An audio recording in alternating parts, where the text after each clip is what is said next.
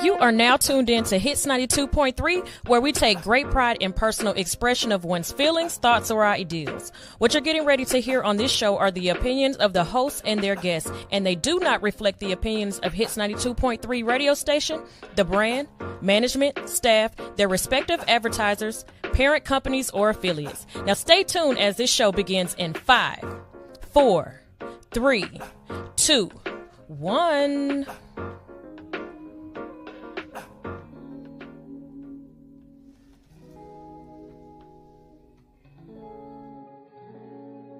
J-E-S-U-S, no other name is better. G-O-D, I am blessed. Come on and sing it louder. J-E-S-U-S, no other name is better. G-O-D, I am blessed. Now everybody say I'm blessed. I'm blessed. Say I'm blessed. I'm blessed. Say I'm blessed. I'm blessed. Say I'm blessed. I'll never miss someone who makes me smile for no apparent reason. When I'm feeling down, I call on you to be my comforter. I'm your child.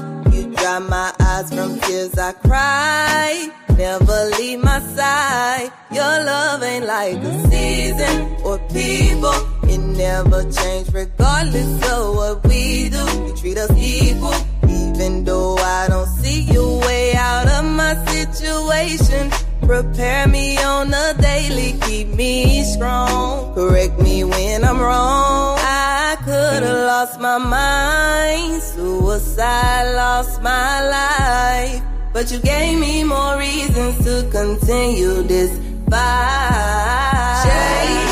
J-E-S-U-S, no other name is better. G-O-D, I am blessed. Come on and sing it louder. J-E-S-U-S, no other name is better. G-O-D, I am blessed. I wanna thank you for loving me. Roof over my head may not have much and it humbles me. All it takes is one call of your name, you come running.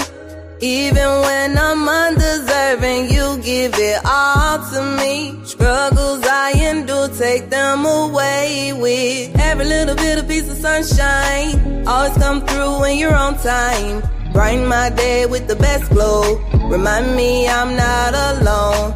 Enemies won't steal my shine. Nothing won't stop my grind. Showing out for the 9-9. See, I could've lost my mind. Suicide, lost my life, but you gave me more reasons to continue this fight.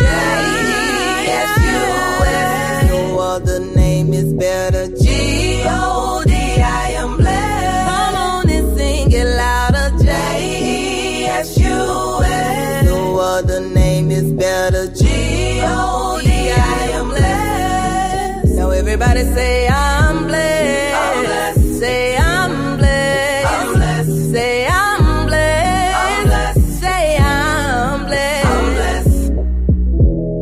I'm blessed. I'm blessed. I'm blessed. I'm blessed. I'm blessed.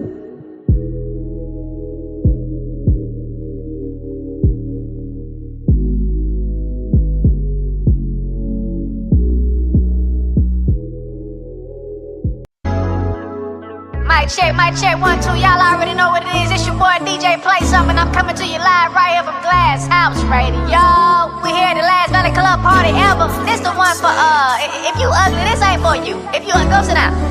Yeah, we got the new one right here for Willie Hit. It's So You Williams, just call it available. Let's get it. I wanna be available. I wanna be available to you. I wanna be available, and I only wanna be there for you. I wanna be available. Oh, you do? From the last thing I heard, what you want with a boo? I hit your line last time, you was talking to dude, and you was like, fuck niggas, every one of you two. I'm like, damn, he broke your heart, ain't it? And never took you anywhere but too far. Ain't it? Got you hitting pearl, mister, you gon' see the stars. And they wrote this song for you, West Star Spangle, that's the angle. X Rose, when I get there writing songs, you the right one. Ain't no other me, girl, it's only like one. I'm tryna leave that pussy killed, ride it pipe something. Not just one night, but this could be night one. Tomorrow night, 2, and after that night 3. And if it's on site, girl, I wanna sightsee. I ain't even know you knew about the Valley Club, but I'm glad you came, nigga. Fucked around and found love, goddamn.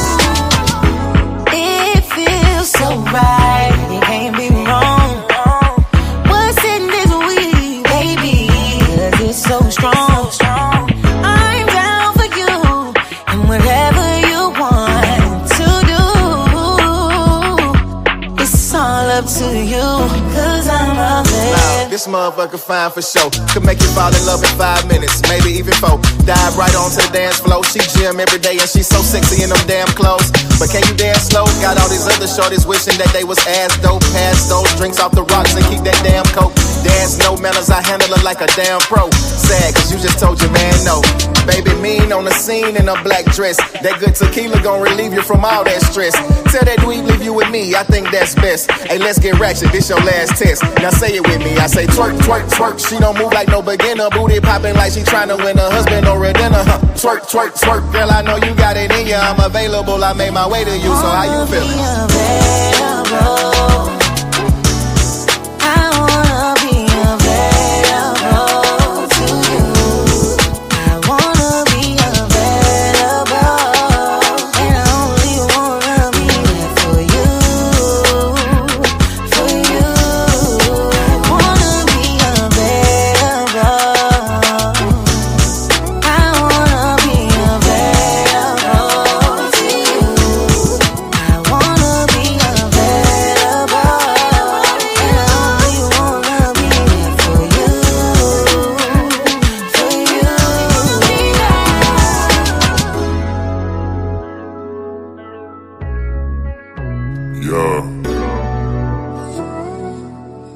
Try shit, nigga.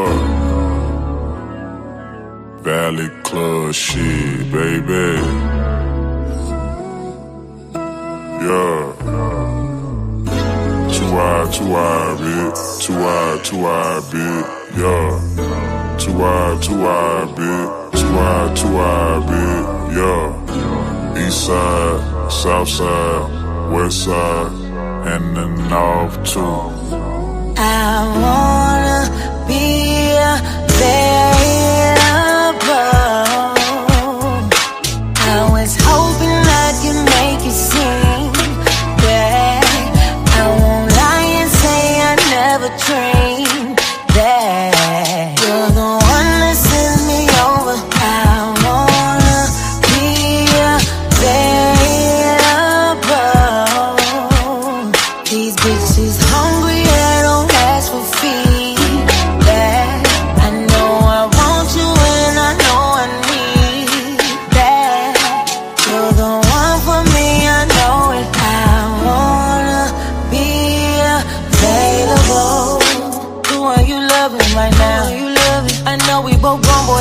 Out and say it, so who are you fucking right now? I'm not even looking, boy, I'm screw your face. It's not time for the judgment right now. Who are you cuffing right now? You should be throwing me down. I just want to run my business and do ratchet shit with my friends, and that's it. That's it. That's it. You are now tuned in to All Hustle and No Fear with your girl, the Hood Unicorn. Come on, let's go. Back against the wall, last name against the road. Middle finger stretched. If you're thinking it's a joke, tell my friend I'm about to blow, about to blow, about to blow, about to blow, about to blow, about to blow, about to blow.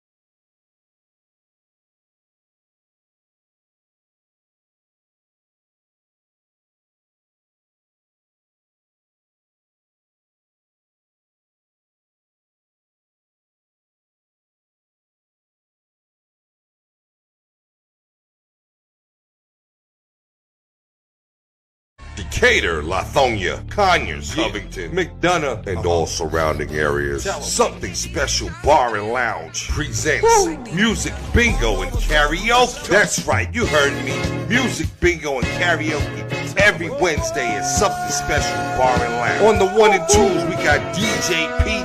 Not to mention, we got the host with the most, Kells. We got drink specials, plus the full kitchen, seafood dip, salmon bites, sweet heat wings, jerk chicken egg roll. From 5 to 7 is our happy hour. Mix and match, 2 items, looking for good vibes, delicious drinks, delicious food. Something Special Bar and Lounge, 1377 Old McDonough Highway, Conyers, Georgia. The best spot on the east side. Express lunch on the go. Not to mention now open for lunch from 11 to 3 Monday through Friday. Look us up on Facebook, Instagram, and TikTok. Something Special Bar and Lounge. Hello, mic check. Can y'all hear me now? And this is how I check it. Hold on, let's see. Oh, there we go. Okay, y'all can hear me now. All right. Okay, I can do this speech over again. I can do this. I can do this. Hey, y'all. Hey, how y'all doing today? It's your girl, Sunshine Reigns, a.k.a. Griselda Blanca, a.k.a. You Need a Motivator, a.k.a. all of that. You tune in because I am your hood unicorn, and I'm here to educate you. I'm here to bring you good music, and I'm here to introduce you to new people, and that's exactly what I'm going to do today. For the last couple of months, I have been deciding that on Wednesdays, not only do I want to educate you, but I want to network with you, and I want you to meet people that are good for you, right? Good for you to learn something from.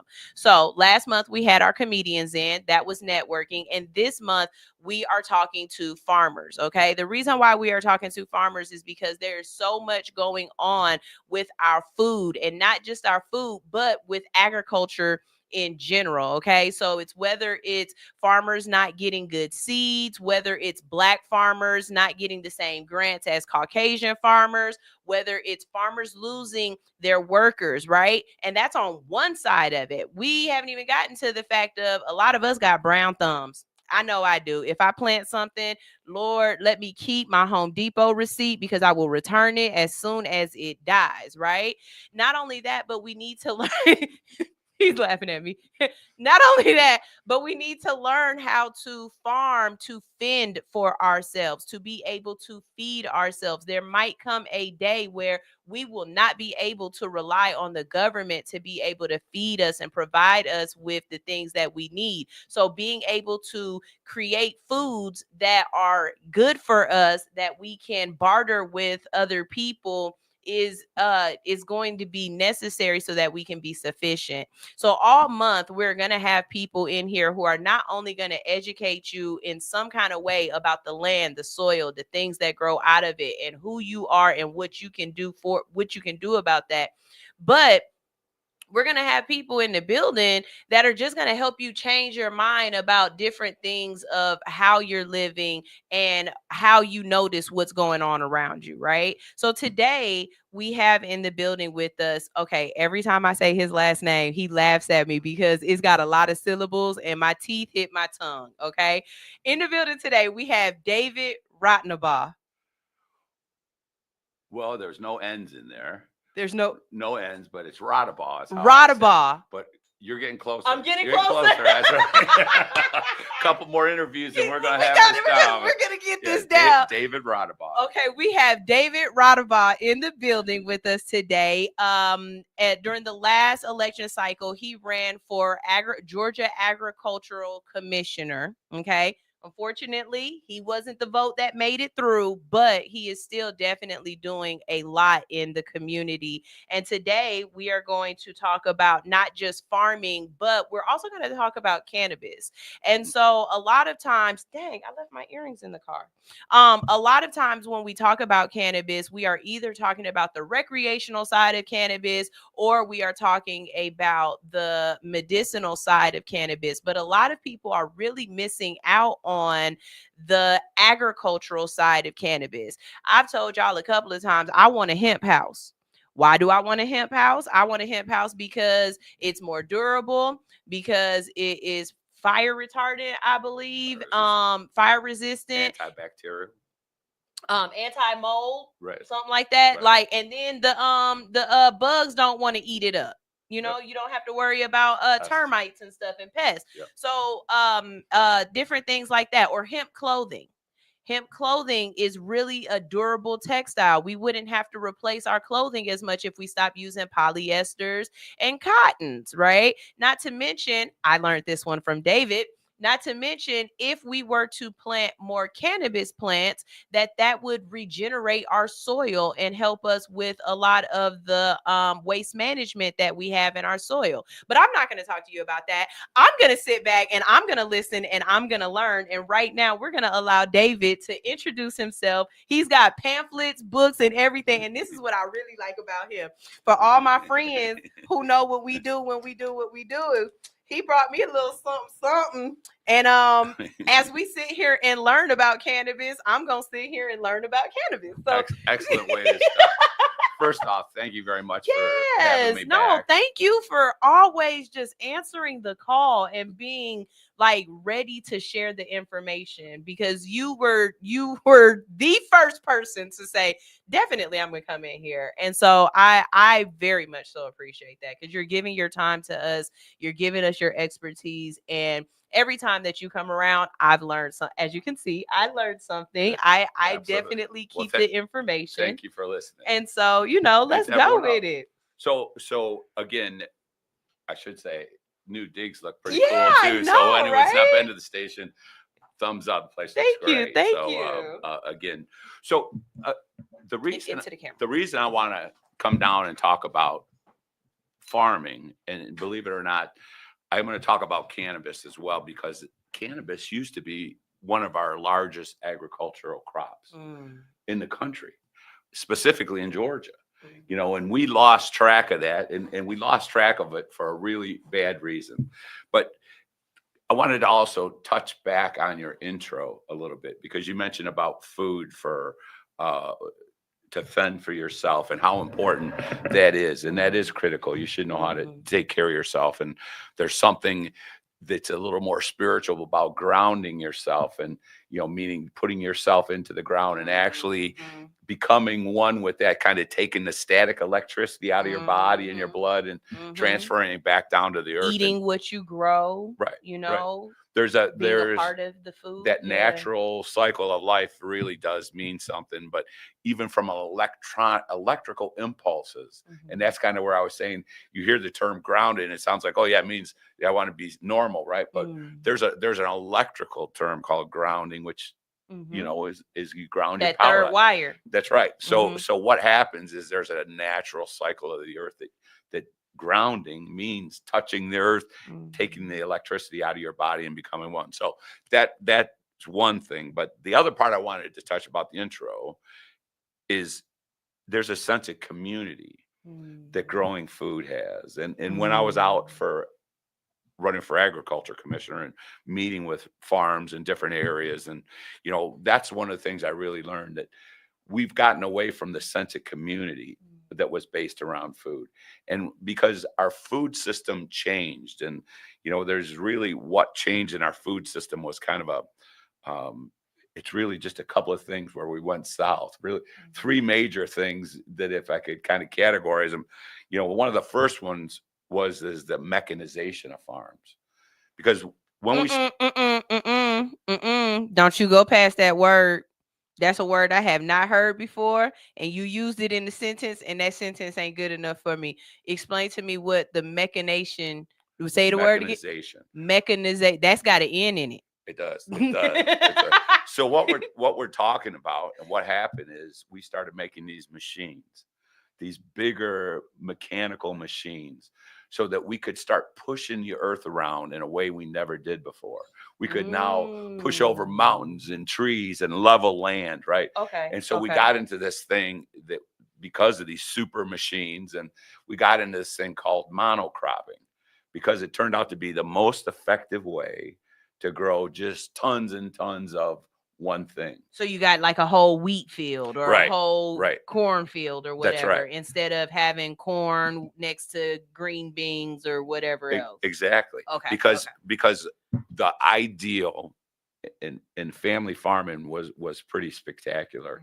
And unfortunately, the economics and big farming or ag, whatever you want to call it, came in and started.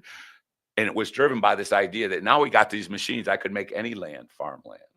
I could change rivers. I could push over mountains, right? But like the, you know, Joe Bonamassa's blues song, just because you can, don't mean you should. Right. But because we could, we did. And so all of a sudden, the mechanization part said we could feed more people. Right. And so how do we do that more effectively? Well, that created this thing called monocropping. And because it just meant, you know, just have all this one thing set up for corn or wheat or cotton. And cotton, you know, because we all love our cotton shirts and stuff like that. But, you know, cotton's one of the worst things we could grow. Really? Oh, absolutely. It's horrible for the soil? 50% of all the pesticides that we create and use are for cotton. Wow. You think all the other food, all the other stuff that we do, 50% of all the pesticides used are so we can safely grow cotton. Wow.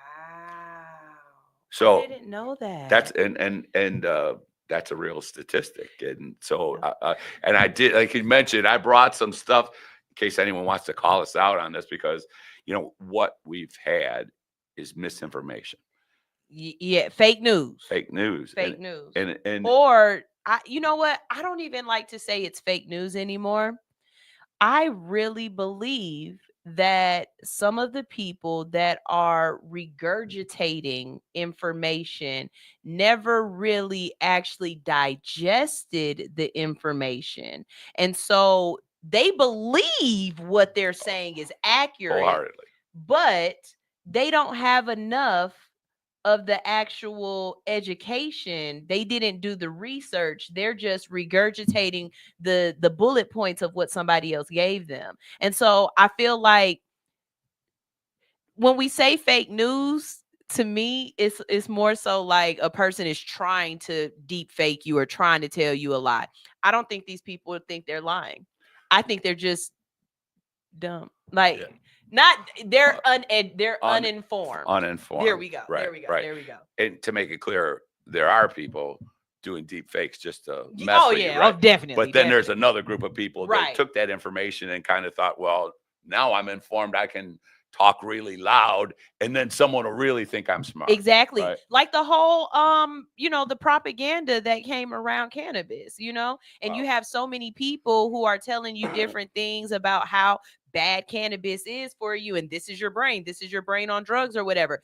That was the deep fake, right? But the little stuff that the people around you that are trying to tell you, oh, dope does this, that, and the third to you, that's the uninformed. Like, I see them definitely. Let's start out with the first deep fake on cannabis. Oh man, you gave some great information about this last time. Y'all look directly into Nikki and tell them what you about to tell them, because this is so interesting. So the first deep fake on cannabis was actually paid for by us, the taxpayers, believe it or not. Through the Department of Agriculture, we created a film. The Department of Agriculture did. I won't take credit for this at all. Right? Say it wasn't me. Especially if you watch this film, right? They created a film called Reefer Madness, 1939, and this is the most racist piece of propaganda that's ever been done. And it was our tax dollars through our fantastic Department of Agriculture who made this movie. One of the things it said that if you smoke weed, you'll become a jazz musician. If you happen to be a black man, you'll want to rape white women. This is the shit that they put in this movie, right? In 1939, everything about cannabis was bad. Everyone should stop using it. Before I didn't realize that it was done by the Department of Ag. Right. Well, the government, the FBI maybe, right?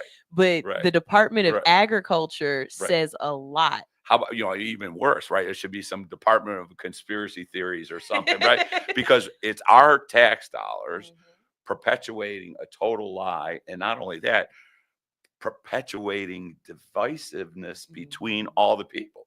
But the underline, why would the Department of Agriculture go so hard against cannabis? Like, we got the war on drugs and stuff like that. We know why they go so hard on cannabis, because it's easier to arrest and to discriminate against black and brown people. But why would the agricultural department want to fight cannabis so hard? They were paid off. And why were they paid off? And how were they paid off? Right. Right. That's the real key. And it's really all explained in this one book by Jack Hare. You might have heard of him. You gave me the pamphlet version. Right. It's a book now. This is the 14th edition of this book. Okay. So they've been printing it for a long time. Okay. Right? Yeah, last time he came, he gave me a pamphlet. Yeah, he gave it was me easier to read. This is the newest one. Okay. The 14th edition. And I wanted to have something more organized when I came here to talk to you. A lot of people only know him as a strain of weed, right? Because Jack Hare is but he was an author, activist, advocate, even, and so he was a part of Normal too, right? Pardon me? He was a part of Normal too, right? Original part of that. You're absolutely right. So he wrote this book, which was kind of a play on an old children's book called "The Emperor Has No Clothes." And but his is "The Emperor Wears No Clothes," and it's all about the cannabis industry and how we were totally deceived. And now this goes into directly answering your question about why and how. And this book details all that process, but it really came down to 5 different companies at the same time decided that their interests were more important than the health and wellness of the people of America. Okay, can I guess the 5? Sure. Okay, I would like to say, of course, the pharmaceutical industry. I would like to say the arbor industry, automotive industry, and clothing and textiles. Anybody, whoever was a part of cotton, they would have been against it. And I can't think of the 5th one. Oil. Yep. But that's why I thought, no, I thought that would be with the automotive industry. That's exactly where I thought that was. No, oil is their their own thing. Okay. So Standard Oil used to supply millions and millions of gallons of oil to light homes before we had natural gas. Okay, yeah, like the oil lamps. Exactly. Those used to be hemp oil? Well, that was what they didn't want them to be anymore. Oh. He wanted his petrochemicals made from dead animals and carbon-based life forms to be what we light our homes with. This was before electricity and stuff. Okay. Right. So he had. So I was right about the other 4. Right. So. Oh, really? So cool. so, and the other one you mentioned was fibers. Cotton. Right. That was DuPont. Wow. Okay. Straight from the boot said DuPont. Okay. DuPont was because they had just created nylon. Polyester. Right. And they had patents on that. Okay. And so they wanted their patents to succeed, and they didn't want to have to compete with hemp fibers because they're natural, they're available, they're completely renewable. You know, the hemp plant can grow 3 full cycles in a year. So DuPont was one of them. Now, the paper side was actually Hearst Publishing, one of the biggest publishers in the world, because they published magazines and newspapers. They had hundreds of thousands of acres of hardwoods. Right. Arbor. Yeah. And just a quick point on hardwoods and why you would be scared about hemp and hardwoods is 1 acre of hardwoods takes about 20 years to grow. Right. 1 acre of hemp produces 24 times the amount of fiber that same acre of hardwoods does. So the hemp tree or the stalk of the tree can get thick enough and hard enough that we could use it for like a hardwood floor or really anything. Maybe I've never seen a hemp tree at its full glory to know how thick that base can really be. It doesn't look like a regular tree, and that's not really what we're after. We're after we'll do something called decorticate it. So we take the stalks, they never grow that big. Okay. So it's not like a hardwood floor, but what we do is we create a manufactured floor from it by decorticating, taking the goo out of the middle of the things, which is how we do our biofuels and stuff like that, animal feeds. But then the fibers that are left, that's where we create press board for floors and, because you have bamboo floors and stuff. You don't have big bamboo trees, right. So okay. we I reuse see those that. fibers, and the same thing when we make clothes, we would decorticate, get the fibers, and then string them out and make it into, and then add colors and stuff like that. Exactly. So you can take it either way, make it softer or make it harder, but that's the idea of processing it. But what's the key is it's a completely renewable fiber. So instead of like DuPont needing to get chemicals, which are dangerous. I mean, read a box of, read anything, right? You label on it and there's shit in there. You don't know what it is or how it's going to interact with you. Right. But, or how it's going to break down into the earth later. Over time. Right. That's another thing. Right. Because, one of the other pieces that is missed by this, we could create plastics, and you mentioned cars, and Henry Ford did make most of a car out of hemp. And then he ran it on hemp fuel. So he was forward thinking. So the answer when people ask me, is biofuels a possibility? The answer is absolutely. But what we need is tons and tons of biomass, meaning the stalks, the farms doing it. And that's why when you mentioned that you were doing a show on agriculture, I asked to come back and be part of it. Because what people have missed over all of this cannabis misdirection, people have missed the fact that cannabis is agriculture. When we embrace cannabis as agriculture, our lives are going to change in a very positive fashion. So when we look at a lot of the bills that are under the gold dome right now, like straight from the boot, she's one of the people who are her and her wife, they are definitely there, and they're advocating for cannabis. A lot of the bills that are under the gold dome right now, are they more specific to the medicinal and recreational side, or are they also including the agricultural side of cannabis and what it can do? I think that was 3 questions. It'd be yes, no, and no. So there are bills down there. They they all exclusively deal with medical. Okay. There isn't anything down there yet that talks about recreational, and there's nothing that's being mentioned about the ecological side, the fixing of our environment, and that side, the agriculture use of cannabis isn't being talked about. And that's really what's wrong. And I hope something that we can get here today, is more people who don't even want to smoke cannabis, Right. who don't even want to use it medicinally. Right. People who are saying, I want this earth to be here for a long time. I want to stop polluting it, the kind of tree huggers. But I'm saying that with air quotes, but I mean in an affectionate manner, right? That there's nothing wrong with wanting our streams to be clean, less pollution, all that. And this product will do that. And why I made that point is we should talk to those people, the ones who don't smoke, right? Because the ones who smoke are all on board. We're all on board. Let's do this. Give me the numbers, show me where to sign, I'm on. So as it turns out, when you take all the people who do want to smoke and use medical, according to the AJC in 2022, a survey they did, said it's over 70%. So that means there's 30% out there who don't want to use this as a recreational drug or any of those kind of medicinally, right? Really, and the truth is, it's all medicinal. Well, tell us how it helps the earth. Like, I don't think anybody really thinks about cannabis as a earth regenerative plant, but you are saying that it definitely is in some really amazing ways. Go ahead and let us know. There are a few of them. One is it's one of the few plants that can actually extract pollutants from the soil.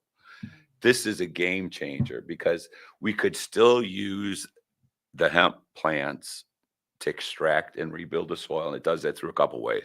It extracts contaminants in the soil, puts nutrients back into the ground. And that's why I mentioned earlier about this row cropping and why this is such an ideal piece.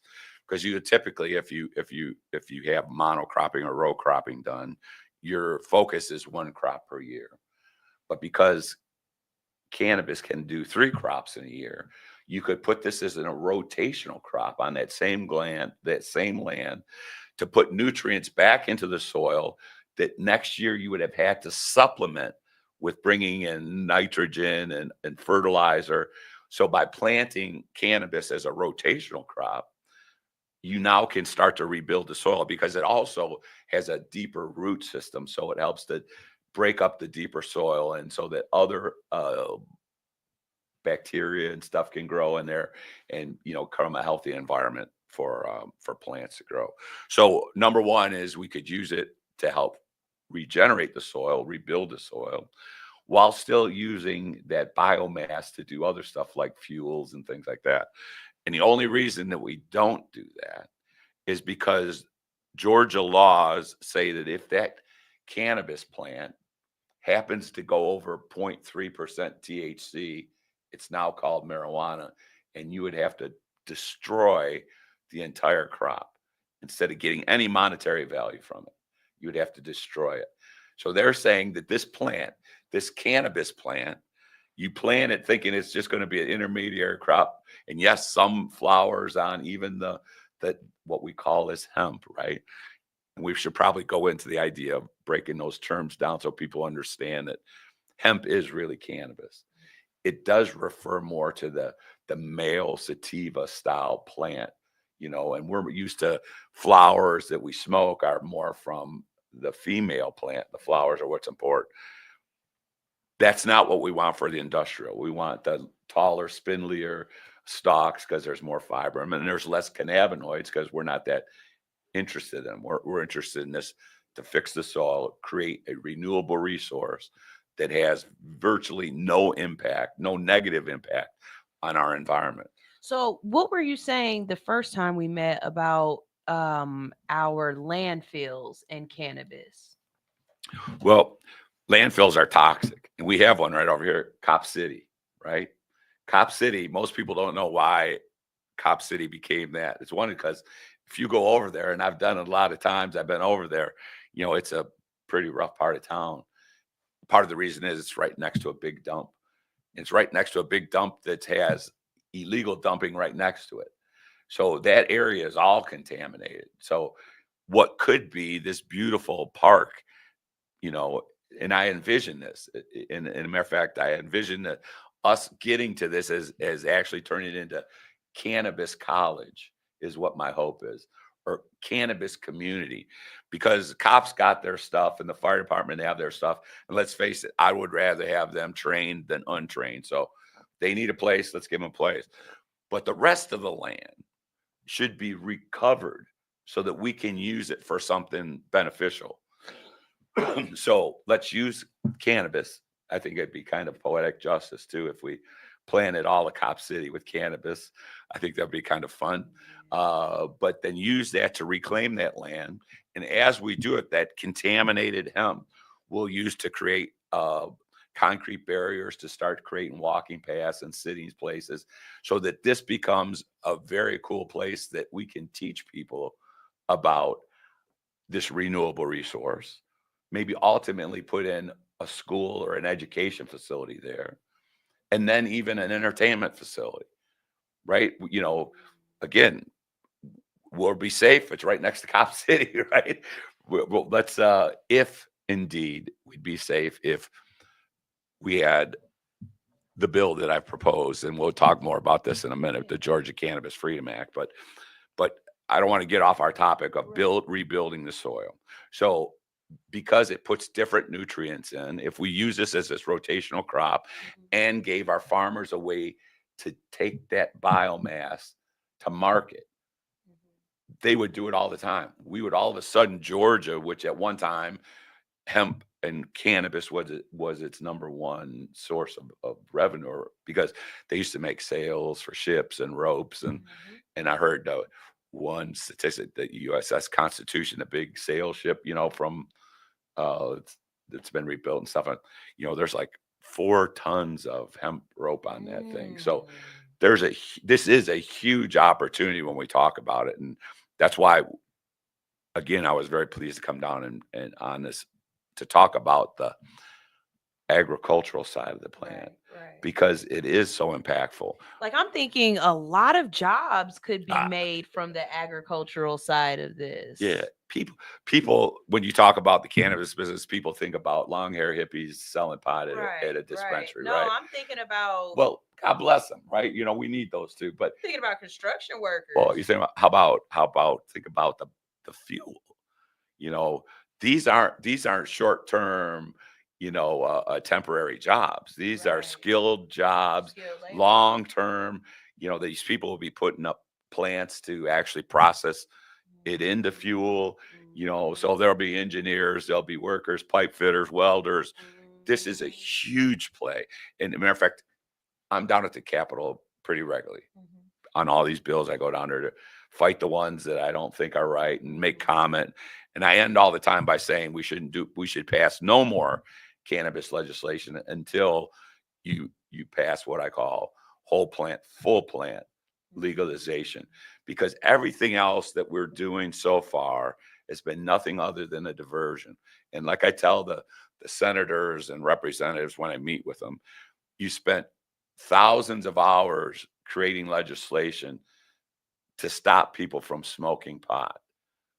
And all you've managed to do was take every positive aspect of the plan away from us. Meaning you didn't stop anyone from smoking pot.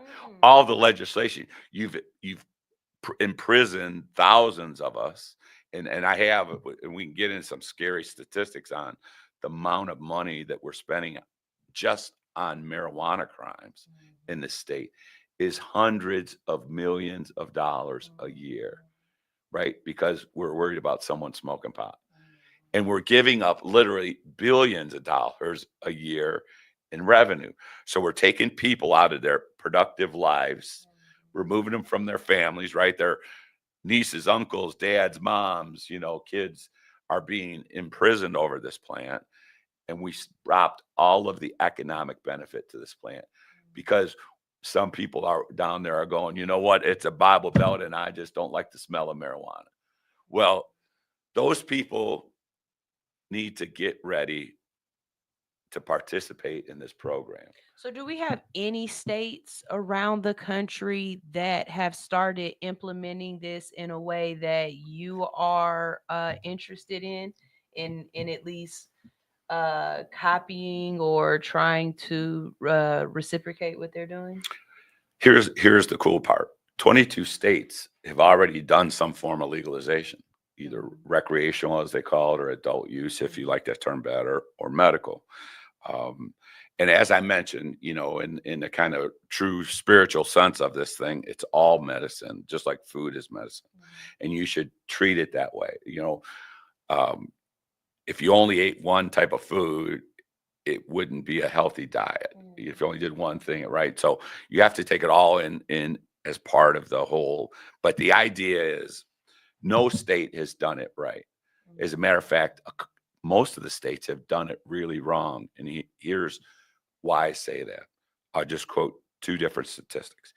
California and Oregon, two of the first states to legalize, are producing over $1 billion a year in sales tax on cannabis, which is pretty good. That's real money, right? Even today, it's real money. But both states say that the legacy market, the black market, the traditional market, whatever you want to call it, is 4 times bigger.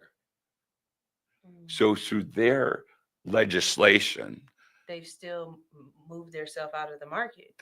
They move themselves out of the market. So here's what the Georgia Cannabis Freedom Act does that no state has attempted. And this is a game changer. We will be the first state that competes with the legacy market. Think about that for just 1 second. We didn't stop it with all the legislation, the thousands of hours of legislation, the hundreds of bills that we created, the hundreds of thousands of people that we've incarcerated, and billions of dollars in loss of productivity from those people because we didn't want someone to smoke pot, right? We've given up all that. We've taken away all that stuff because we thought we could legislate our way away from what we call the legacy market, right? But we can't do that. We proved we can't do that. So here's what's different. We'll be the first state that embraces those people. So here's the deal. And it's written in this bill in language, and we can go through it if you want, but it's written in this bill. It says if you were a cannabis dealer and you didn't use violence as part of your business, because to me, that's crossing the line. But if you figured out how to make a living in the cannabis space under these treacherous conditions in a peaceful way, I consider you an industry expert. I want you to lead this path. I don't want to compete with you, the professional.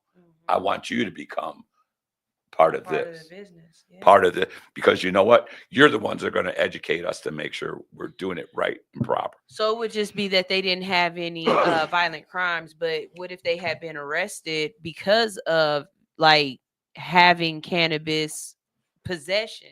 They would still be suitable?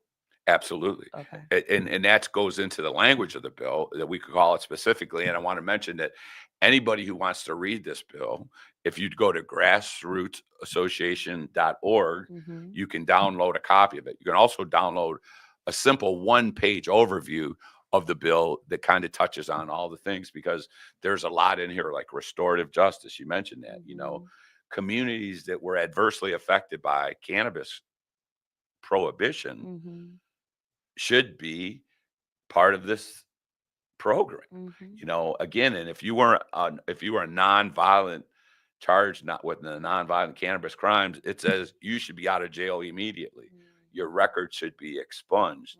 That is all part of it, because we went down a path, and I want to go back to that movie we're talking about just for a second, because Reefer Madness was done in 1939. It was used by our tax dollars, so our Department of Revenue. Just 3 short years later, the Department of Revenue releases a film called Victory Through Hemp. Victory Through Hemp. So 3 years, remember, 39, 40. So what is that about? That was about, they realized that they had fucked up. They realized they made a mistake, and that all of a sudden, because we're going to go to World War, we need hemp.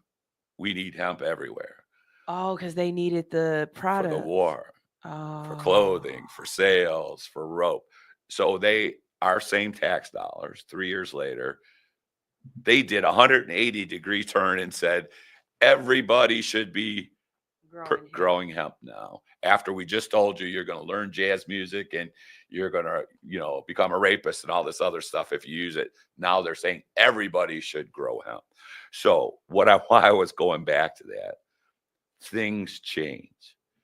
Just because that gold dome looks pretty in the sunlight, it doesn't mean that all those people down there are the smartest in the world.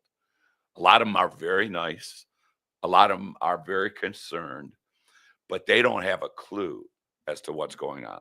Meaning they don't have a clue to the idea of what role cannabis played in Georgia's history. The potential role, and as you just mentioned a minute ago, of the great paying long-term jobs that we would produce if whole plant, full plant became, or when, a step back, when whole plant, full plant legalization is done, it'll change so much stuff. Instead of we mentioned the $3 or $4 billion potential in sales tax, when you add in the complete plant and all of its benefits, it's closer to $10 billion that we're talking about doing. And most of those are not going to just be short-term counter jobs. They're going to be long-term trade jobs. They're going to help us in many ways. So the idea of cannabis as agriculture is I say, well, why I ran for ag commissioner. With that, it's a plank, because I believe it's true. And we have empirical data to say in Georgia, we know that this crop will grow successfully.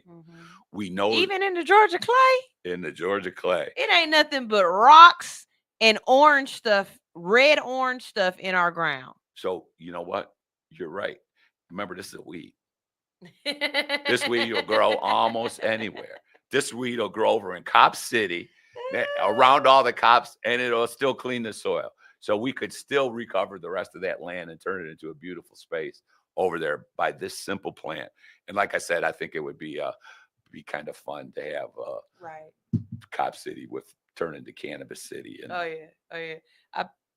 I put on Instagram, on Facebook the other day, I was like, y'all have no idea the things that I have done in my life. And some of them have been so debaucherous. I have. Most people don't know you used to do the radio show completely nude. Right. Before the cameras. Before the cameras. I have done a dab on a Atlanta police car. Nice. And there's video out there somewhere. Shout out to the person who has that video. And don't share it. Don't share it. Yeah, don't share that. I have accidentally, on purpose, passed an Atlanta police officer a joint mid-smoke. So we're sitting here having a conversation and I'm smoking and he sees me smoking, and because of where we are, he didn't do anything, but it was this. And he was like, "No, I don't smoke." And I was like, David. He meant to say he doesn't smoke on the job. David, the way I looked him up there, I said, "Nah, you probably wouldn't, huh?" Well, when I tell you, my brother, my play brother was behind me, and he, in the movies when you see the people in the foreground and they're doing something, and the people in the background, his face is just like, what you doing? Somebody come get her. He knew you were headed to trouble. Yeah. Hey, go make her sit down. Go make her get in the car because she's tripping. But I think of all the places around our country where something like this could happen, I'm saying all that to say I believe Georgia could be, not just Georgia. I say Georgia, but I really mean Atlanta. I believe Atlanta could be the catalyst for that. You know what I mean? Like, this really could be a jump off place for the right type of ideas and the right type of implementation, just because yes, this is the Bible Belt, but we have something very special right here in this little, micro bubble of Georgia, and we could there's a lot of influencers here. Right, and we can really change some things. Let me ask you this, because this is my own little theory, right? Because of the wildfires that just happened in California, right? There is going to be a mass exodus of people leaving California and having to find somewhere else to stay. I really believe that Georgia, Atlanta, will be a place that a lot of those people come. Because of that, I believe that two industries are going to be affected. One, of course, would be our movie industry, Hollywood and stuff like that. A lot of those type of people are going to come. Well, three, because housing. That's just, of course. But I believe a lot of people with that mentality from California, with the legalization, with the dispensaries, with the changing of the laws, will come here and it will affect us. What do you think about that conversation?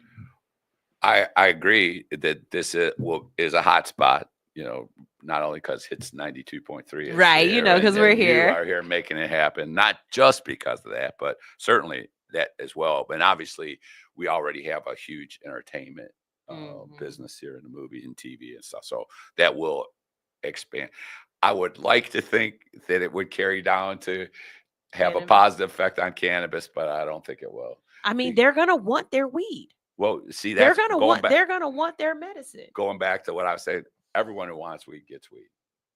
So in other words, the black market just gets better, not the actual market. That's why the Georgia Cannabis Freedom Act, the first one to ever. So let me go ahead and put this up here. The first one to ever attempt to compete with that market, and that is a game changer. It's like, as I say, it's like turning the pyramid upside down. And how I mean that, of the 22 states that have some form of legalization, it's all been done through special interest groups, through lobbyists, in other words. So one group that had more money than us went out and influenced political opinion by being down there and maybe giving them money, or maybe promise them something, or maybe just sharing a knowledge in that way we talked about. Maybe it was slightly misinformation, not necessarily they were just flat out lying. Nah, they was lying. Yeah, most of them are flat out lying. But they was lying. We'll give a couple of them credit and say maybe they just didn't understand they were being fed misinformation. Right. So that's what we're trying to do. And I talk very plainly and honestly when I'm down there, which makes a lot of legislators nervous too, because I don't buy into that. It's a Bible Belt stuff. And because you know why? Cannabis, depending on which Bible you read, it was written. Cannabis is in Bibles as many as 22 times, right? 22 times. That's in that book. So if you're beating that book, sounds like you should be beating cannabis as well. Because not to mention, if you ever out of papers, that first paper in the Bible, that first page that don't have no writing, you don't want the one with the ink on it. That's right. That's not sacrilegious. Yeah. Now, if you get into where their stories are, that's wrong. You don't want to smoke the ink. But that first paper and that last paper, you can get a couple of hits off of that. And speaking of debaucherous, I smoked in a church There you go. more than one time. So it's Jesus wept. The Bible, the burning bush. They was talking about that was weed. Paper I don't care what paper you was say. written on hemp and Right. cannabis from the Right. start. So again, we got to stop letting those things stop us when we're all adults here, right? We used to think that was not true. That would some good American company really do something just for money? Yes. Overlook our health? Well, Yes. yes, they would. They proved it, and Over so and over again. we just got to come back and say, okay, you know what, you got me. But let's stop now. So look, we got to go to a commercial break because we got to pay some bills and stuff. But during this commercial break, we're going to do a couple of things. One, I took a picture. Okay, so he has the whole bill right here, right? But I took a picture of the key points, and I'm going to go ahead and I'm going to put that up on the screen for you guys so you can look through that. And what I want you guys to do is any questions, any comments, concerns, things that you would like to ask him about, please go ahead and drop that into the comment section, or just any of your comments so that we can so we can continue this conversation. That was too many C's. That's I couldn't right. get them all out. So that we can continue this conversation, because like I said, this is a really good one. We always think about cannabis in the form of medicinal or recreational, but thinking about the restorative properties of the plant and what it can do to the earth, thinking about what the plant can do as a provider for the different necessities that we need throughout life. I think we need to have that conversation a little bit more. So you're coming at it from the side of the earth and stuff like that, right? I always come at it from the side of, like, quotation marks, religion. Absolutely. Because I feel like, okay, you know how you say it's people who don't want to smoke, but you got the tree huggers. Okay, I think the same way. It's people who don't want to smoke. Let's go get these Bible thumpers, because y'all say that there's nothing that God made that wasn't perfect, that everything that God made was for a reason, this, that, and the third. Okay, so then you have to explain to me how, if weed is bad and everything that God made is perfect and good, how it is that you have a cannabinoid system in your body. You have a whole system dedicated to the consumption and the regulation of this plant. And if you don't have this plant in your body in some kind of way, you have a deficiency. You can have a cannabis deficiency. A lot of people who have eczema consume cannabis. Get you some hemp. Like he said, it's not always cannabis in the form of THCs. You might just need some hemp. Go get you some hemp butter and some tea tree oil and some lavender, and mix that together and create a salve, and watch how that clears up, because your body is deficient. Cannabis is it's an inflammation reducer. Cannabis seeds are good for constipation. Cannabis is good for nausea, uh, um, pain management, like people who have fibromyalgia, stuff like that. And I know all of that is getting into the medicinal side, but why is it medicinal? It's medicinal because your body has a complete system, just like your heart, your lungs, your skin, everything else. It has a system that needs it, and so I like these conversations. I know. On that point, I know. The number one prescribed medicine until the 1900s was cannabis. I believe it. Isn't that messed up? I believe it. They took it away from us, and it used to be the best thing for us, according to them. Depending on which movie you watch, right? So going back to that propaganda piece, and like I tell people, we laugh, and I have the hoodies that say Jesus drugs only and stuff like that, right?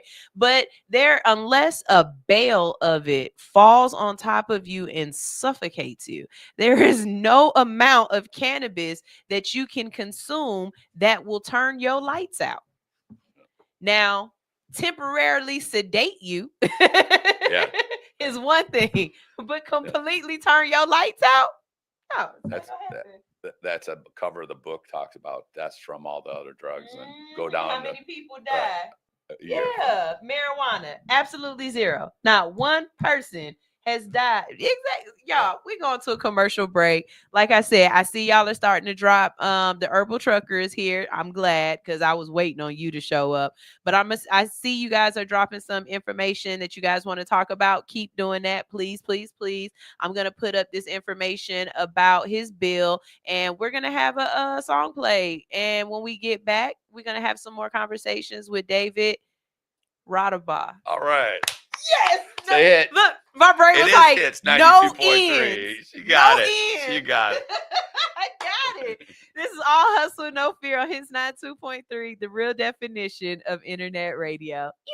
Are you in need of some tattoo therapy? Visit Studio 219 for your next tattoo or piercing. Studio 219 is located at 1900 Piedmont Road in Atlanta, just 1 mile from the Lindbergh train station. Studio 219 is open Monday through Saturday from 12 p.m. to 9:30 p.m.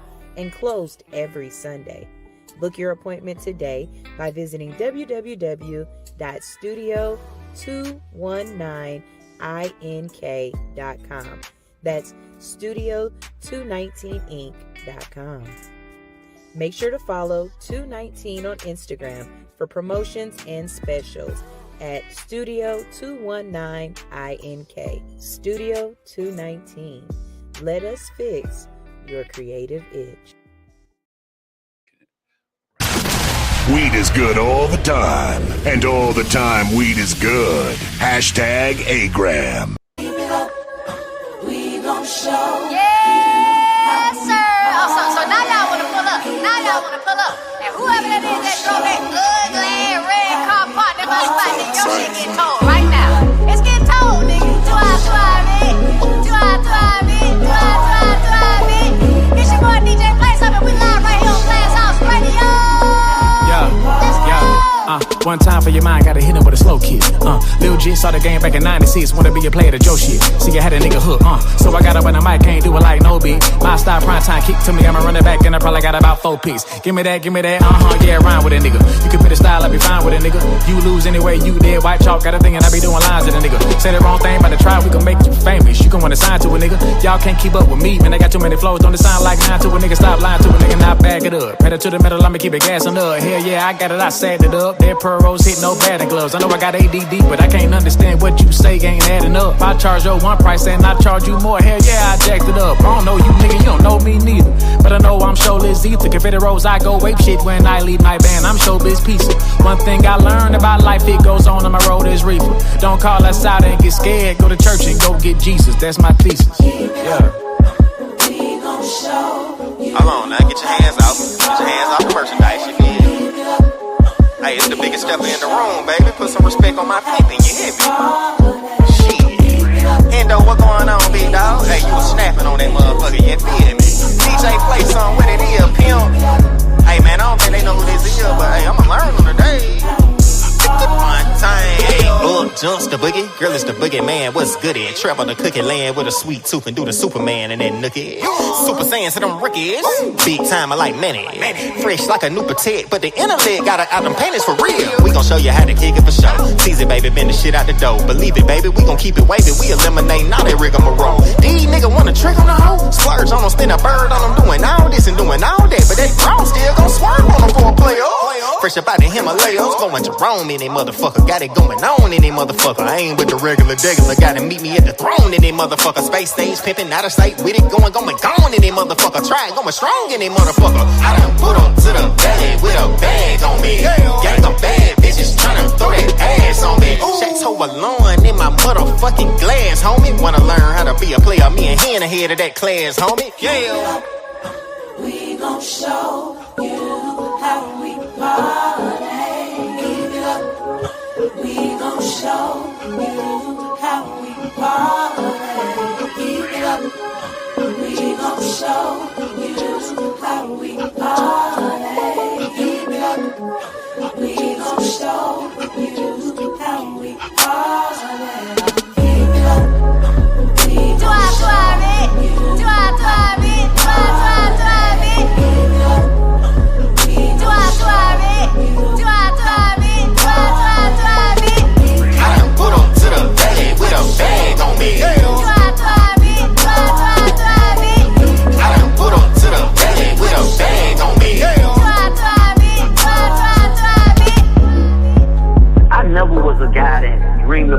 being famous.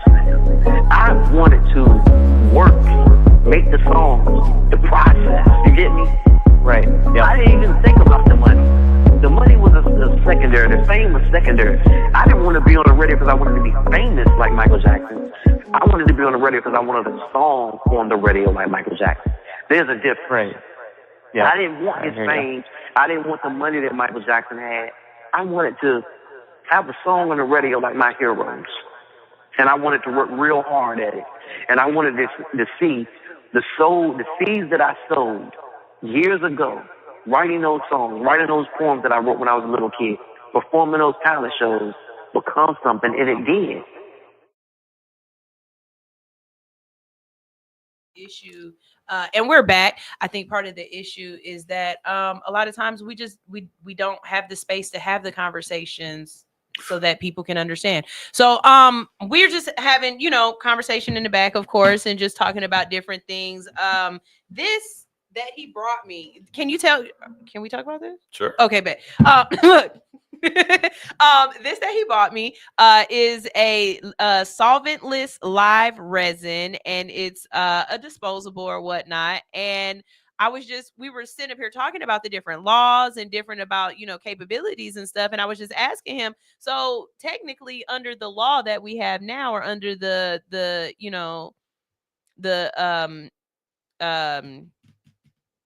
my brain is saying communication, but under the legislation and the wording that we have now, I was asking, me having this on me, is this illegal? So explain this to people so that we can clear this up, because some people really believe that if you have a vape on you and you get stopped, you're going to get in trouble, compared to having the flower on you and getting stopped. So can we talk about that a little bit? Sure. And that's part of the problem with bad legislation. Mm-hmm. is that it provides loopholes, and it's confusing.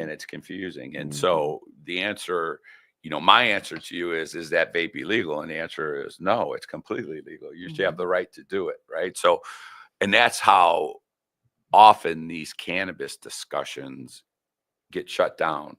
It's because there'll be one point of someone or something that kind of catches someone's attention, and they hold on to it. Mm-hmm. One of my senators, when I met to meet with her very early on in this bill, and she was a nice lady, former in the medical industry, and she said, "Well, I just don't like the smell," and that was her reason. Even though she has a medical background, she said, "I just don't like the smell."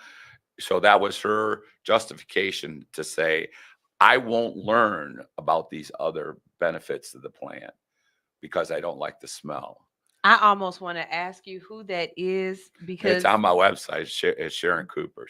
Because that is so narrow-minded in thinking, right, that you would shut down everybody else's ability to find value in this one plant, but because you don't like the way it smells. Right. It's crazy work. So one of the things that we were discussing was how, if you get your way, or if you can get this implemented, that this piece of legislation actually kind of tears down all the legislation that's already in play right now. But there's a reason why you have that thought process. Can you explain that a little bit for us? And then just kind of go over some of these points. I'm going to put them up here and you can talk about them, as we go down the list or whatnot. And, like we were saying, because we did find out that, the mics were hot or whatever, and we apologize for anything, but nothing we said was disrespectful or anything like that. You just could just kind of hear us in the background. But we do understand that some people feel differently about some of the things that you're trying to do. And so I want to be able to have that meeting of the minds, to be able to understand each person. I think if more people were Libras in politics, we would get a lot further, because a Libra really wants to see both sides of the story. You know what I mean? Like, we don't want to it's not just about it. We want to see both sides. So tell us about it. Here's my approach on that, and I'm not sure if Libras are the answer or we're always the answer, what David. specific sign as Aries? I'm not sure I could say that, but here's the thing. Oh my God! Happy birthday! You just had a birthday That's recently. just coming up. Just coming up next week. My daughter is an Aries. That's why I like we're you. a handful, Baby. Jesus. So here was the intent of why we came up with the Georgia Cannabis Freedom Act. Is it's all encompassing. Okay. And that really is what I wanted to do. And you asked a question about why the very first line of the bill is, it says, we must repeal all existing cannabis related laws in Georgia. I'm not trying to hurt anybody. What I'm trying to do is include everybody. The legislation, the way it's written, is very tight on what products can be delivered as medical, who can get them, and more importantly, even the strengths of the products. So all of those things are being determined in legislation that's currently on the law, it's law. It's on the book, so it's law. That's what's wrong. That needs to be fixed so that patients, right? Because going back to, and I'll quote a doctor friend, and she said that all the cannabis is medical. And at first I kind of go, well, no, it should be really your personal choice. But if we stop back and think for a second, well, why only reason I hesitate and just flat out agreeing with that at first was I knew that these were so restrictive laws that had been administered that 0.3% low dose THC on a gummy is not sufficient for a normal cannabis user, a frequent cannabis user. The dosage is far too low. Okay, just because you build up tolerances. Maybe if someone who never took any cannabis before, that might have been sufficient, right? But it's such a low level that you really aren't going to get the benefits you need from it. So part of what I had to do is say, okay, look, if we indeed want this to fix the environment, to satisfy the needs of medical patients, to satisfy the needs of the adult use patients, to satisfy all of those things, we need to start clean. And we need to understand that once it's done this way, we can create a structure that benefits everybody, that does things like restorative justice, that spends the money the way we think, meaning we the people, right? That was start of a pretty famous document for a reason. I have a very big belief on that one. Places like Colorado and California and places that have basically figured out ways to legalize recreationally, I feel like they're not just recreationally, but just period, right? The ones that are getting in the good tax dollars, that's the people I'm talking about. There's no reason why any school system in that state should have to worry about feeding the kids. They shouldn't have to worry about supplies. They shouldn't have to worry about teachers' pay. They shouldn't have to worry about field trips, proms, any of that. All of that, it's in there. It's education. I saw it was like 38% to education. Right. Yeah, no, I read. Look, I read. Well, Dave. I know you're smart. That's why I'm down here. Dave, I read. I knew this was going to be real. I came ready. Hey, shout out, be paying attention though. But I feel as though there's no reason why any of those places should have any deficits when it comes to education. And somebody was asking me, they was like, of all the different sectors, why do you feel education? I was like, because that's putting right back into our people. If we are educating our children, then that means that our adults are more educated. And I get it. I know who's in office and we don't want educated people right now because educated people ain't going to let the stuff go down that's going down. I get it. I understand. But in a utopia type of, world that we are all trying to build in some kind of way, right? We all want that perfect world that just we a little see. better. Yeah, just a little better. It doesn't even need to be perfect. Just a little better. That's what we're trying for. Ooh, Right? Just give me a little bit That's better. right. Just So show me a little sign that we're on the right track, and I'm gonna be happy. Right. The Boys and Girls Club would be fully funded. All recreational activities and after school sports and stuff like that. Things like that. Our kids wouldn't have to need things because they would be provided because we have surplus, you know, and then the rest of the money start going into stuff like infrastructure and, you know, whatever else, policing and all that other stuff. But after we've created a sustainable industry, right, and that's what kind of we don't have in any of our legislation now, and that's what I wanted to change. Ooh, they got stuff to say. Oh, okay. I wanted to create a long-term industry that our children would be able to inherit and grow with. And that's really what's different. So yeah, number one thing, I want to make sure that this is a legitimate industry, honored, respected, you know, and that people don't have to feel any different about smoking a joint than they did about having a glass of red wine or, you know. Yeah, I feel you on that one. Because it's your personal right. Yeah, a joint at dinner is great. or just before. Right. Or just after. So we got, okay, I'm gonna read off the questions or the comments and anything that you want to add to them, go for it. Okay. Please. So let's see. Herbal Trucker says, I understand that people want to make money, but there are so many grifters in the industry. Agreed. And shout out to the Herbal Trucker. Wonderful person. I know her well. I see her at the Capitol. She's down there working her behind off to get medical marijuana passed. So thank you for everything you do, Yolanda, and keep it up.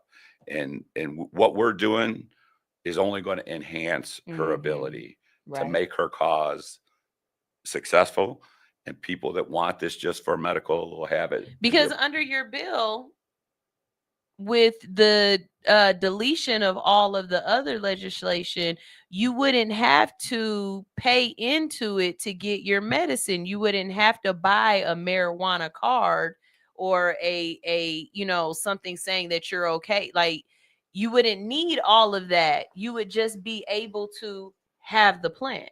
Absolutely. Grow the plant. Inside utilize the plant. All of those things are addressed in here. Home grow is allowed in here.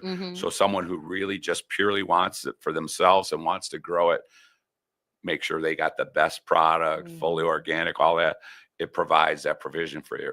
But then the other part is the people who don't want to grow, because when you said that you had brown thumb earlier, I know about killing plants, baby. So I could kill them with the plant killer. So I'll probably be utilizing retail outlets to get my product because it's easier and I like the variety and you know, the kind of them damn aphids. Instant satisfaction. Yeah, exactly. You got to know what you're doing if you want this stuff to aphids. Grow. Raw Country says they were lying. They only gave licenses to big corporations who lobbied here in Georgia. He didn't say Dave was lying because Dave is. No, he didn't say Dave. I said good. they. Okay, sorry, I misunderstood. They were lying. In this bill, and you can download a copy of the full bill at grassrootsassociation.org, it actually talks about the idea of preferencing Georgians. Because that's what this is about, right?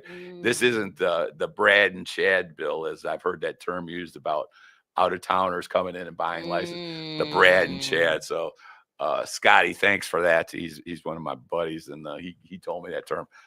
I hadn't heard it before. But we have an anti-Chad and Brad clause in here, and saying, okay, not only do we want communities affected, we want the first round of licenses to just go to Georgia, and potentially even the second round of licenses. So that's all going to be done through the rules of the Georgia Cannabis Association. That's the group that's going to administer the licenses. You know, it'll have to be set up by them, but that's where I'll say, okay, first round of licenses just to Georgians, you know, adversely affected. Second round of licenses just to Georgians.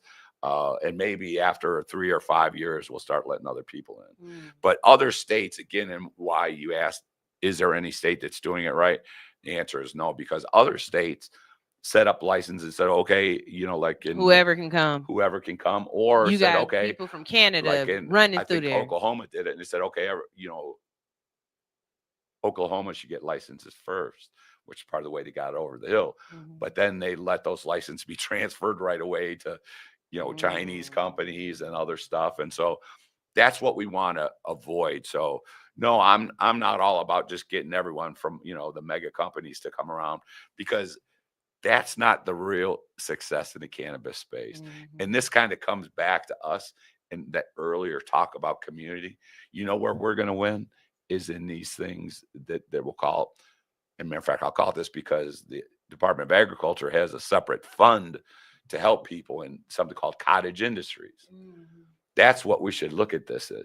See, growers are going to become like micro brewers and micro distilleries. You're going to grow your plant and you're going to be so proud of your plant. You're going to serve your plant and people are going to come to learn about your plant, enjoy your plant like you do at a microbrewery. So I just thought about Gatlinburg, like going to a little small town and you're like on vacation and you're going to these cannabis tastings and stuff. That would be that's so okay. cool. Yeah, give a new meaning to over Gatlinburg. You know what I mean? Like, I love that idea. Okay, let's see. Herbal Trucker says, you have the private prison industry and the Sheriff's Association that is against cannabis. The Sheriff's Association has it on their website, and they're even against medical cannabis. That's a terrible truth, and again, why I hope that Yolanda and I get to work very closely on getting this done, because that is true. And the sheriffs and some of the legislators have told me directly. I can quote them if there's a reason to, but I won't legalize cannabis until there's a roadside test. Well, typical roadside tests, don't apply to cannabis because cannabis can actually it stays in your system for 30 days or right, more, right? because it binds to the fat lipids in your body. It's not water soluble, so it's not like a cocaine or something like that after 2 or 3 days is going to pass through your system. You actually have, again, back to what I said, you have a cannabinoid system, and so your body doesn't want to let go of it. It wants it. It wants to utilize it and filter it into the places it needs to go. So on that, and I want to touch on this point because I think it's important. And inside the bill, I address the idea of driving because there is a federal test, and but most people don't talk about it, and local law enforcement doesn't talk about it. But the idea of stopping you and searching you over smell is illegal. So here's the thing: dumb. If I stop you and think that you're inebriated or under the influence of cannabis or alcohol or any other substance, I need to put you through a sobriety test. Right? You've seen it, touch your nose, wave your arm, walk in a straight row. That's a sobriety test. They didn't draw your blood or do any of they just said, hey, do these things and let the officer know if you're and it's still at their discretion. Exactly. So in this bill, we talk about how the federal government has said a sobriety test, roadside sobriety test, should be the first thing that they give you if you're suspected of cannabis. And it's not. Right. Because just smelling like cannabis is not a crime. And then not only that, but you could be in an environment where other people were smoking and you weren't consuming, and that's why you smell like it. Or, as I have said, let's say you're at a hotel, right? And you can't smoke in the hotel. What are you going to go do? You're going to go smoke in your safe space. You're going to smoke in your car. Or people who have kids and they don't want to smoke in their house. I'm not about to go stand outside in the cold weather. I'm about to go get my phone, talk to my homegirl, sit in the car, and smoke. So I don't feel as though saying that not being able to, people smoking in their car automatically correlates with smoking and driving. A lot of times it's lunchtime. I'm smoking in my car because I got to go back to work and I got to go deal with Chad and Brad. And let me go ahead and smoke first before I come back in. I don't think the correlation of car and cannabis. Well, smell and law is different, right? I'll say this because it's true. It really came up with this being down at the Capitol and talking to these politicians when they came up with this smell thing. I asked them directly in it, have you ever driven down the freeway past a freshly fertilized field and said, let's kill the farmer?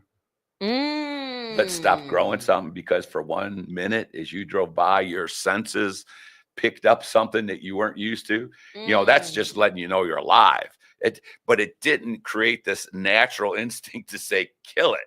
right? Which is what people say about can't smell it. Oh, you can't do that. I don't like the smell.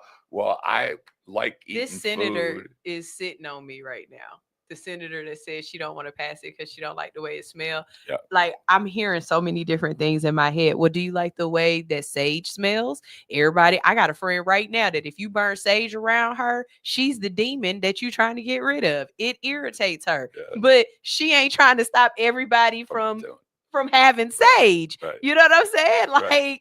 Like, do you not like the way marigold smell? Like, I don't understand how the smell of it can prevent you from creating legislation. It's not about you. Right. So when Especially- you die, my question would have been to her, okay, so you know that you're passing legislation right now that not it just affects the people alive right now, but the people in the future. So when you're dead and gone, and this legislature is still in place, possibly, right?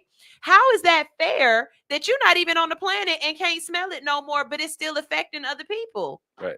Well, she even mentioned that, she doesn't know how long she would be around and whether this would be an issue or not that drove her out of her position. But, what's wrong with all of us is if we can find something so small as that to divide us completely and completely lose our sanity over because you smelled something once for a few Have y'all seconds. smelled cigarettes? They used to smoke cigarettes in the Sizzler with us. Yeah. on the airplanes with us. Yeah. Ashtrays and armrests. And you talking about the way something smells? Yeah. She bet not smoke cigarettes. Yeah, no, She bet not smoke cigarettes. Okay. Hemp is I'm sorry, my tongue is hitting my teeth. I'm sorry, It's yo not yo. that pen, is it? No, it might be. It might be, Dave. It might be. Okay. Hemp is great except for when they spray it with all the synthetic additives to the hemp to mimic hemp's cousin, cannabis. But it isn't the true natural cannabis plant when it's sprayed. How do you feel about that? I agree. I agree completely. And I'm not a fan of any of the modified cannabinoids. And what I'm talking about there is, like gas stations now will sell stuff like THC and THCO. Oh, I'm so scared of all of those. All of those and are that dangerous. goes back to your first thing where you were like the illicit market is still winning over the dispensary market or the legal market. I'm not gonna lie and say that I don't wait. Let me say it right. I trust my local apothecary pharmacist way more than I would trust the gas station stuff. Right. Like, and that's just on game. And I have my mom, she'll send me text messages saying, a whole bunch of people just got hurt because the cannabis that they were consuming had fentanyl in it or this, that, and the third, or that the carts are bad and stuff like that. Don't do these things. And I'm like, I trust this one particular dealer in a way that he's like my pharmacist. You know what I mean? Like Right. I don't know.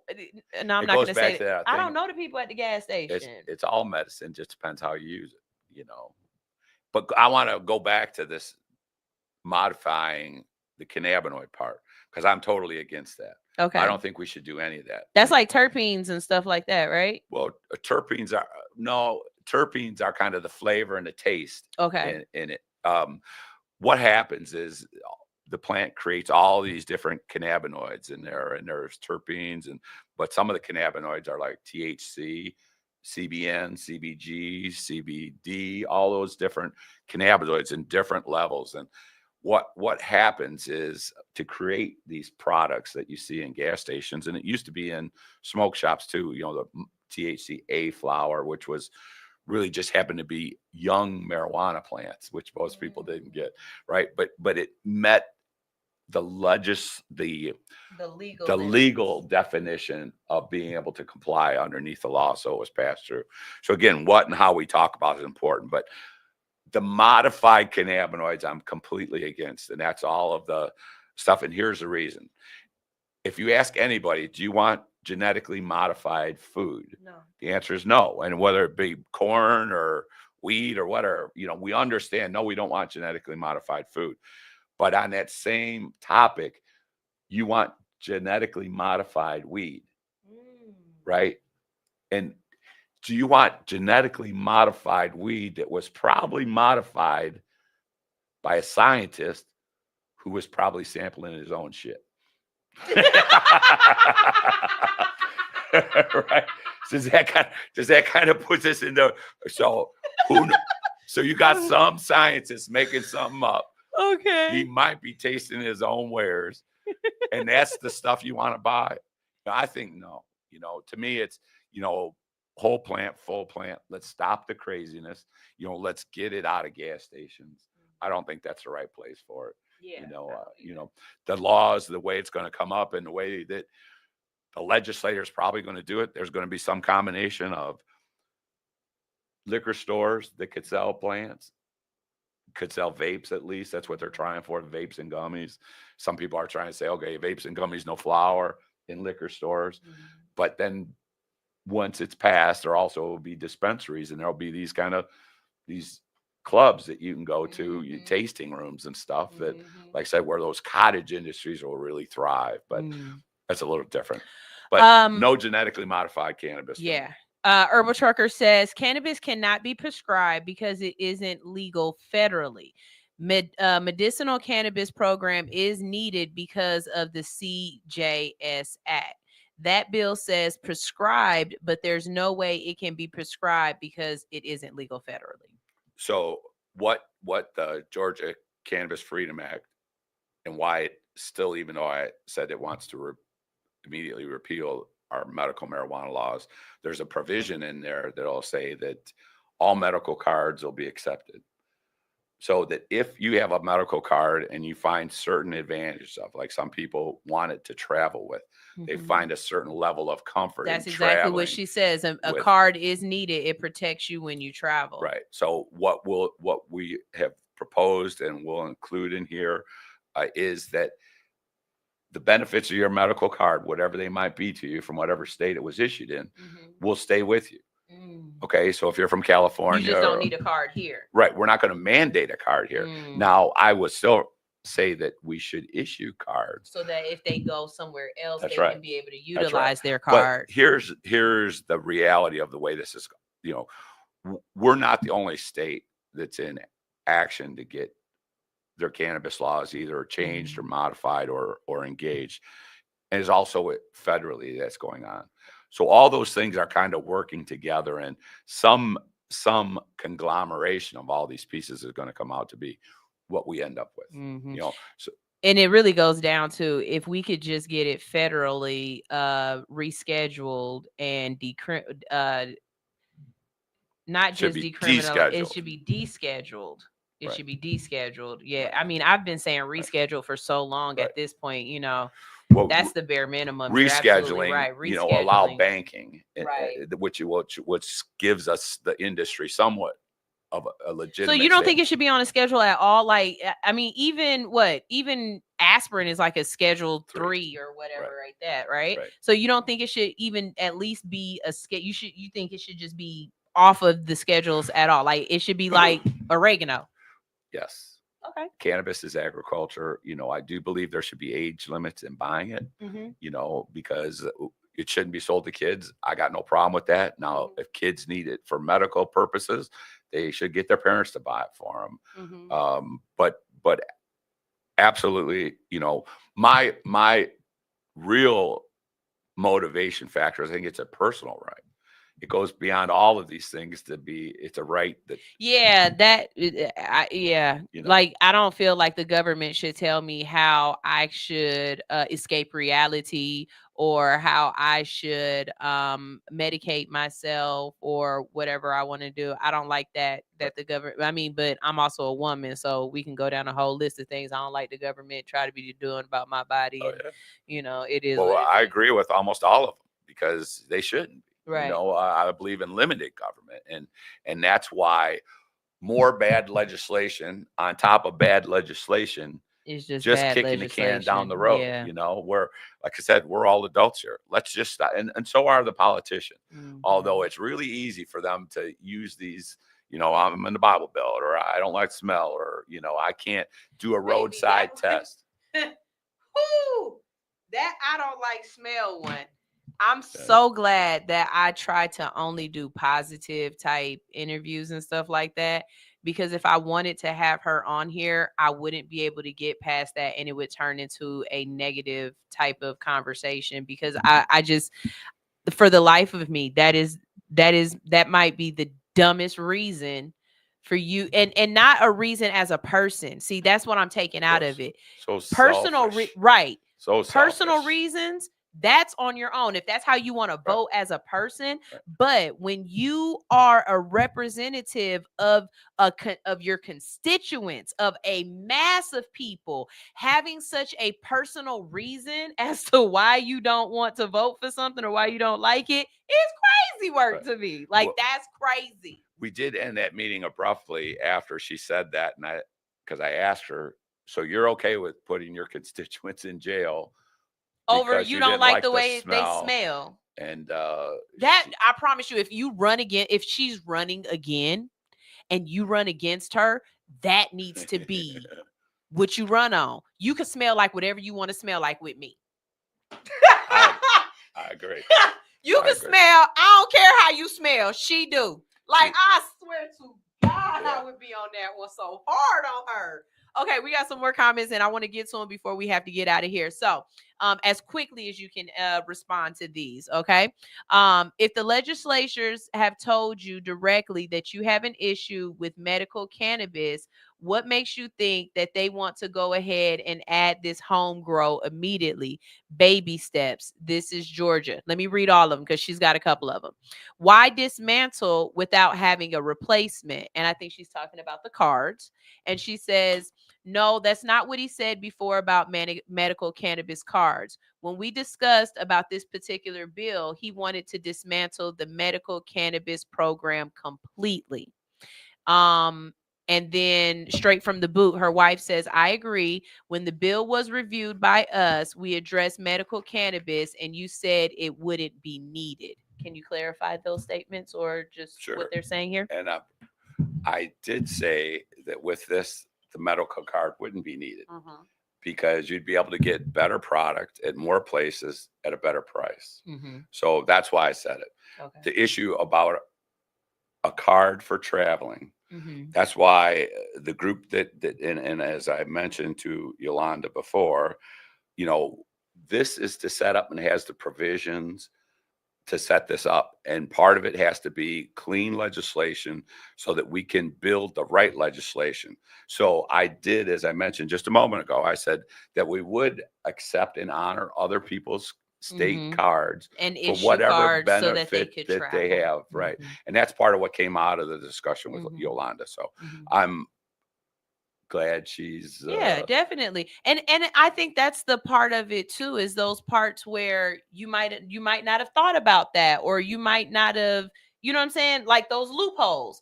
Having these discussions helps people not only close up those loopholes, or it helps them to be able to see them where you might not have saw one. You know what I mean? And so that you can change the language, or you can add or take away or whatever else.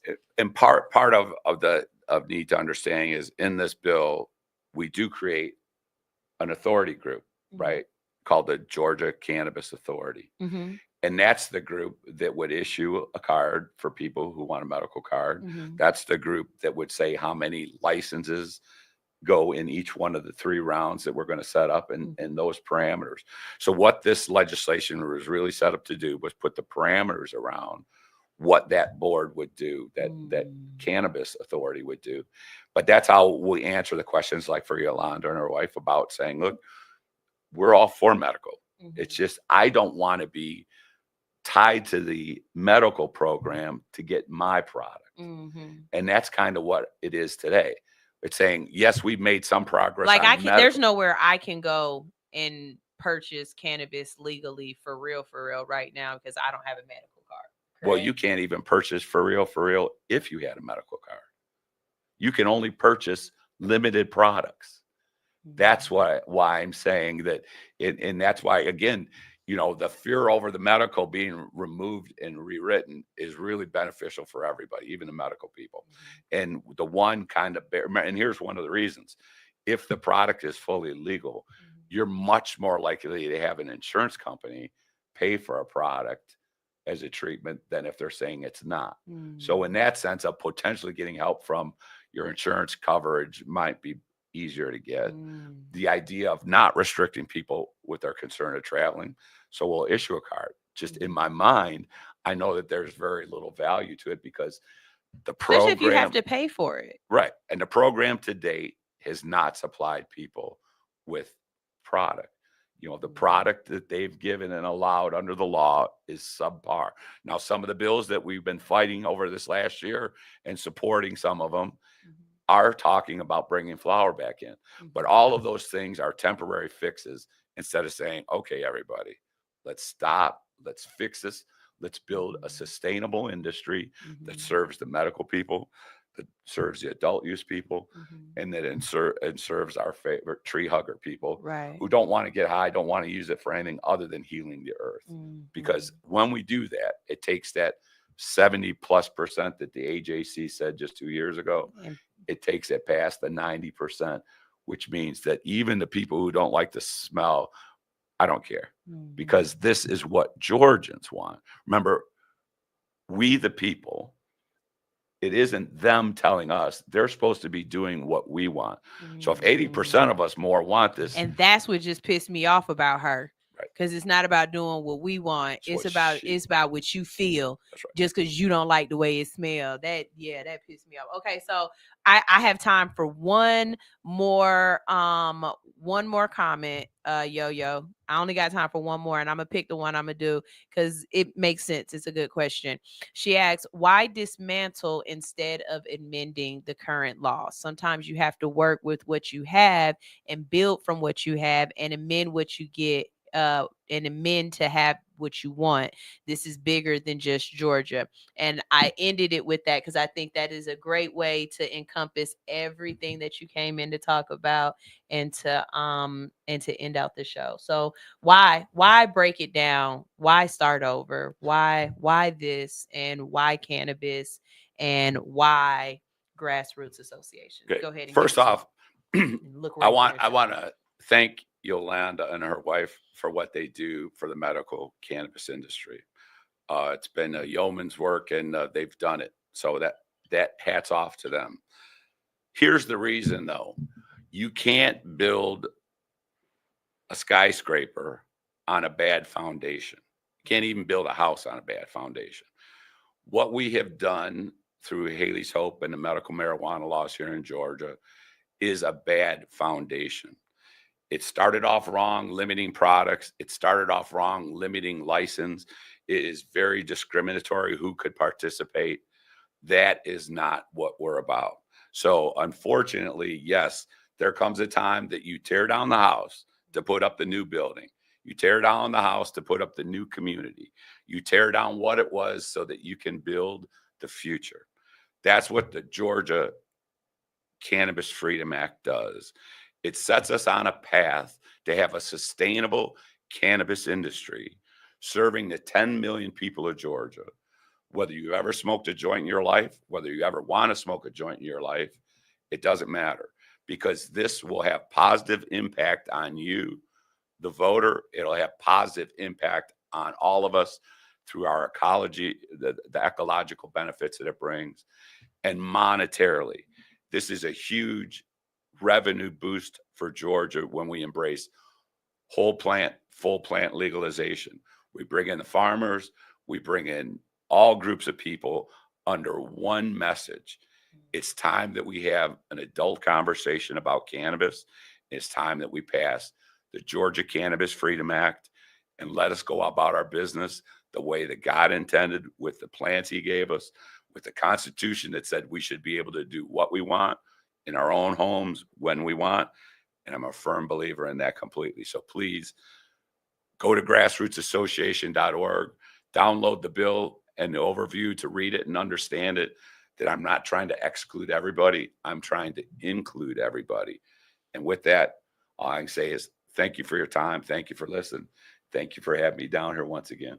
Hey, y'all know I'm always trying to have a good conversation. The premise of this show has always been that I'm an adult and I don't want to talk about Kanye. I don't want to talk about, you know, the foolishness that goes on in the world. I want to talk about things that matter. And our community really matters to me. And there are lots of different aspects to community other than just some of the ones that we think of on a day-to-day basis, right? So again, I more than appreciate you coming in and always making yourself available for a great conversation. You are widely instrumental in doing the work.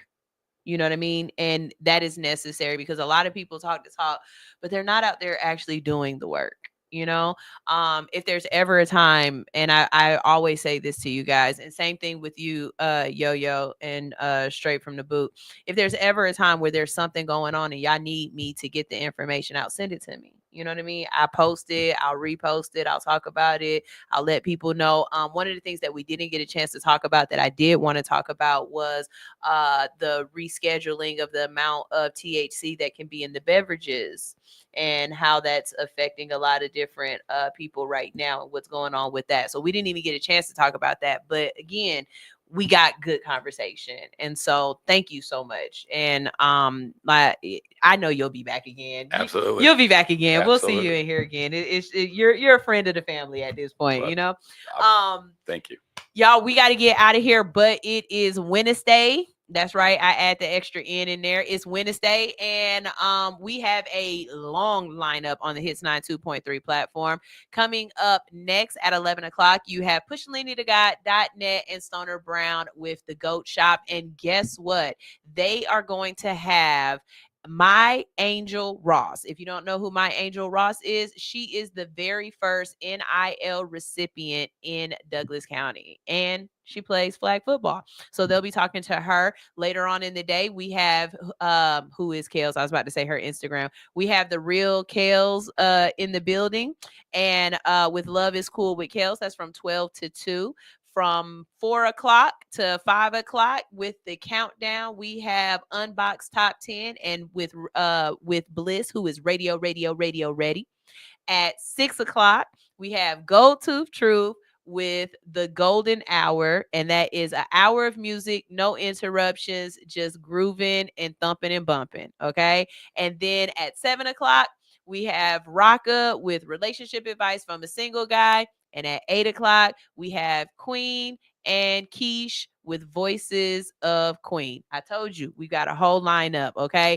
And except for the 2 music shows, you can see all of those other shows on our YouTube page as well as logged in on the app. All right. So I'll see you guys later. This is All Hustle, No Fear on Hits 92.3, the real definition of internet radio. And it wouldn't be a radio show if I didn't play some music. So you know I'm going to leave y'all with something. All right. Here is, I'm feeling cute today. Here's Willie Hen with Too Cute for You. Sky People Chief coming, peace, love, and I'm just trying to see where you going with that on. You got cute for me.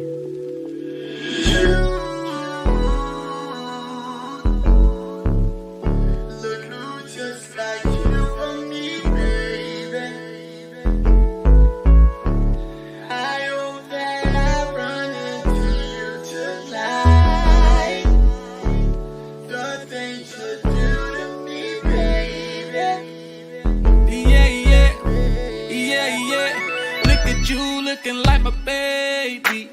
I don't come in here unless they pay me. I've been here all night, I'm feeling wavy, but they closing down like the Gallery Road Macy's. Where we finna go, though? We can hit the town to take some photos. Girl, I got the smoke, but can you roll, though? You know I thought about you jumping on this pole. Go somewhere with all that over there you got. Running up my spot, do you running there a lot? You ran into a Roddy Rich, I'm good with the box. It'll be a remix, non-stop, let it rock.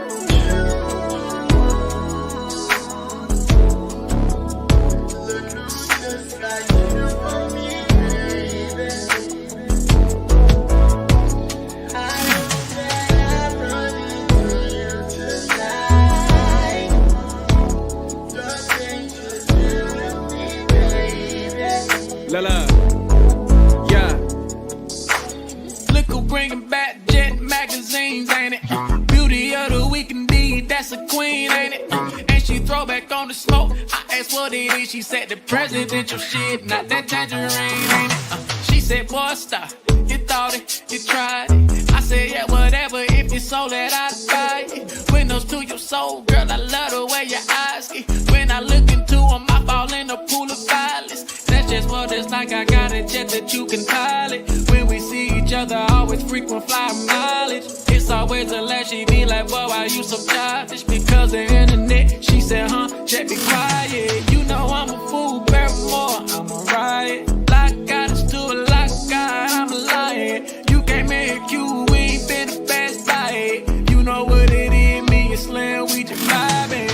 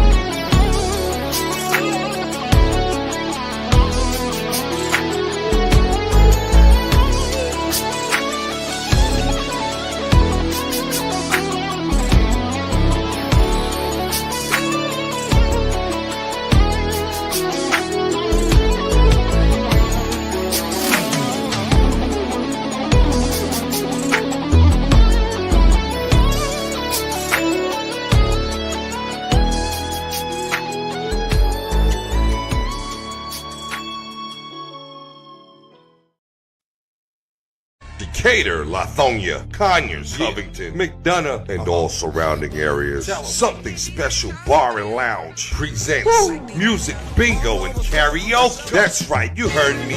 Music Bingo and Karaoke every Wednesday at Something Special Bar and Lounge. On the 1 and 2s, we got DJ P-Joe. Not to mention, we got the host with the most, Kells. We got drink specials, plus the full kitchen, seafood dip, salmon bites, sweet heat wings, jerk chicken egg roll. From 5 to 7 is our happy hour. Mix and match, 2 items, looking for good vibes, delicious drinks, delicious food. Something Special Bar and Lounge, 1377 Old McDonough Highway, Conyers, Georgia. The best spot on the east side. Express lunch on the go. Not to mention now open for lunch from 11 to 3 Monday through Friday. Look us up on Facebook, Instagram, and TikTok. Something Special Bar and Lounge.